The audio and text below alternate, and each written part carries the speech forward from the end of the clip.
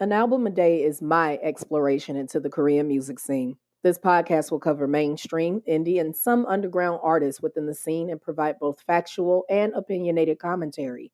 The biggest benefit to sharing my thoughts this way is that it will hopefully expose you to more great music and exploration of your own.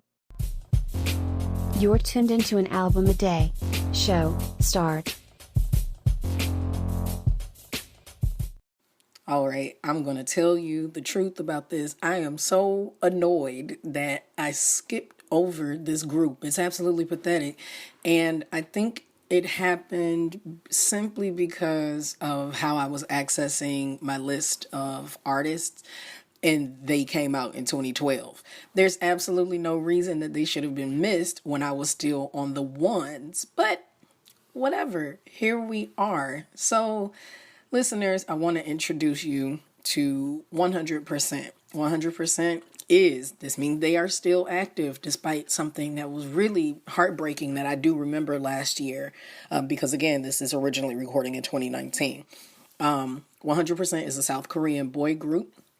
They are under Top Media and they debuted in 2012. Top Media is founded by legendary boy band Shinhwa's Andy Lee.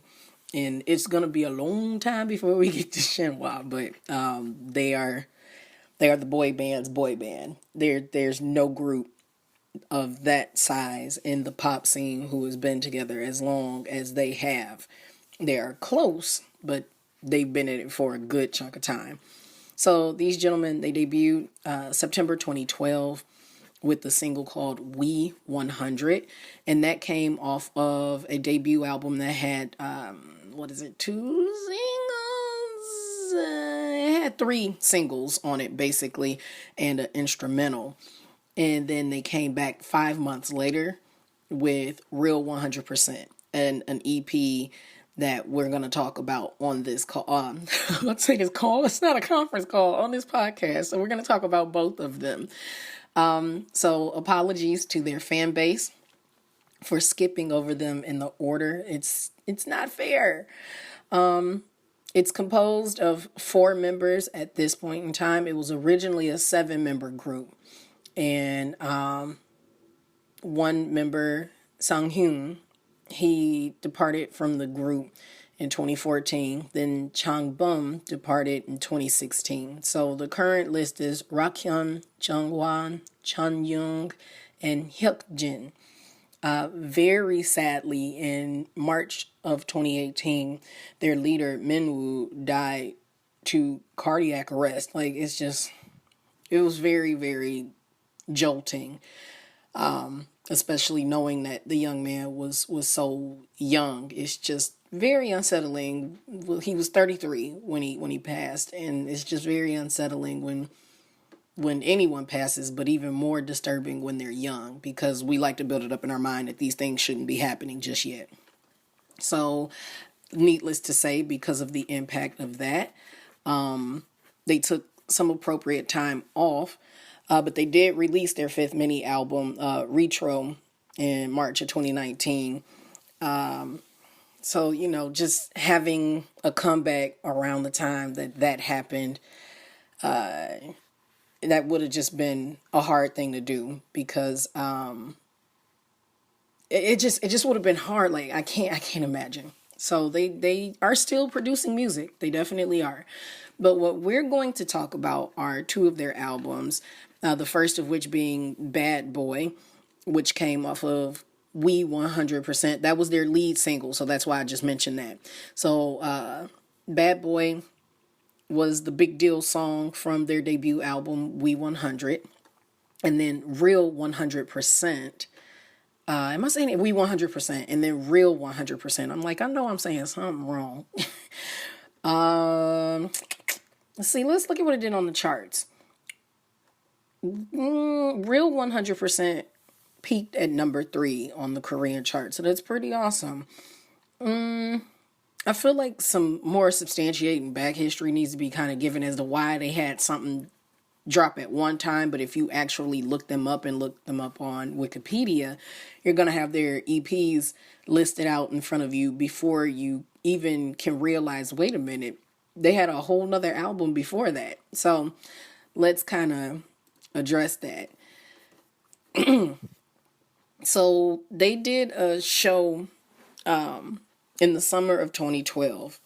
They were featured on a variety show on MTV, SBS MTV, and it's called Teen Top Rising 100%. Now, some of you hearing this, you're like, Teen Top?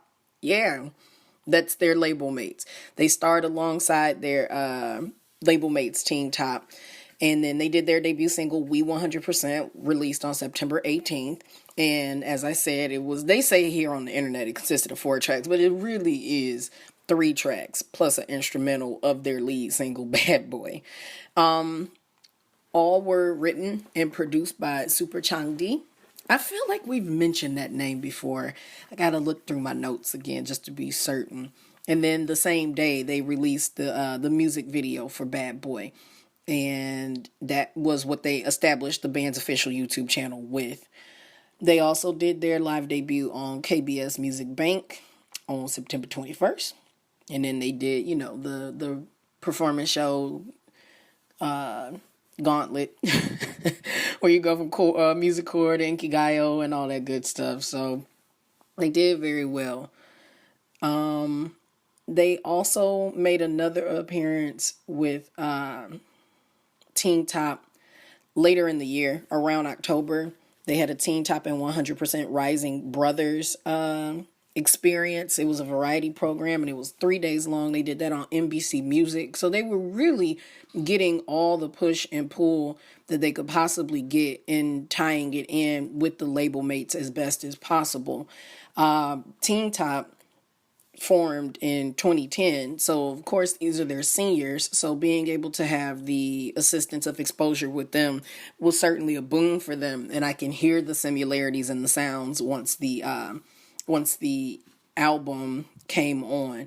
Not so much with the debut album, and that's only because I'm not aware of how how Teen Top sounded with their debut album, but definitely with Real 100%, I can hear the sound similarities. I'm a little bit more familiar with Teen Top than I am certainly with these young men. So that's just some back history for you.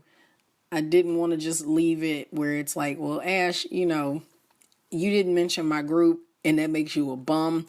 I didn't even realize the group was pushed so far down into the listing. So that's just a sign that I need to go ahead and sit down and update my list, because I wanted it all in numerical order, but that's okay.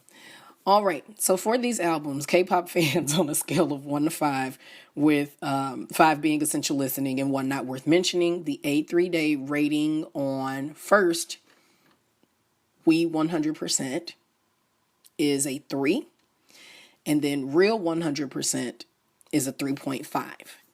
These 2 albums put together, very extremely similar vibe and similar sound.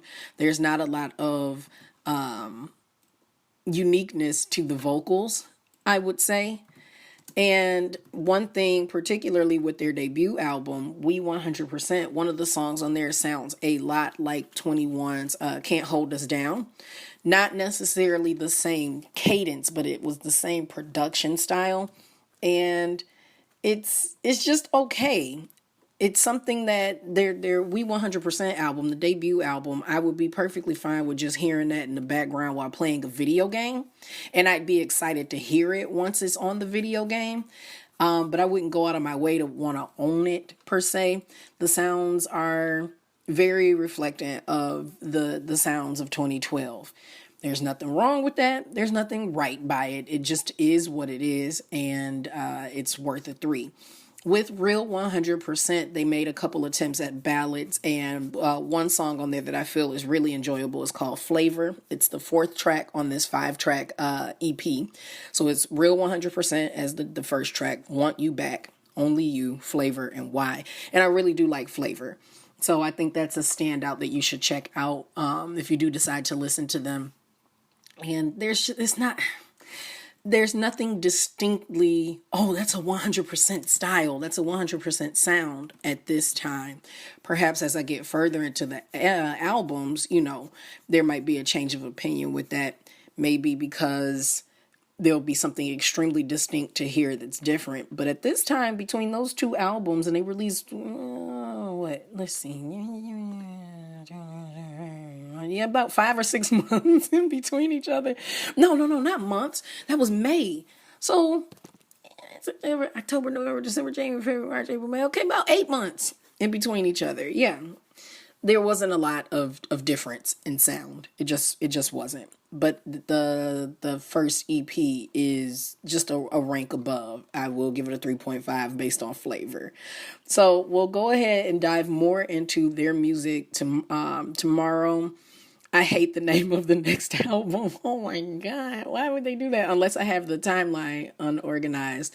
So I'm going to take some time and look that over, figure out which album comes when and why. So confusing. I got to make this better. All right, I'll catch you in the next episode. Bye, y'all.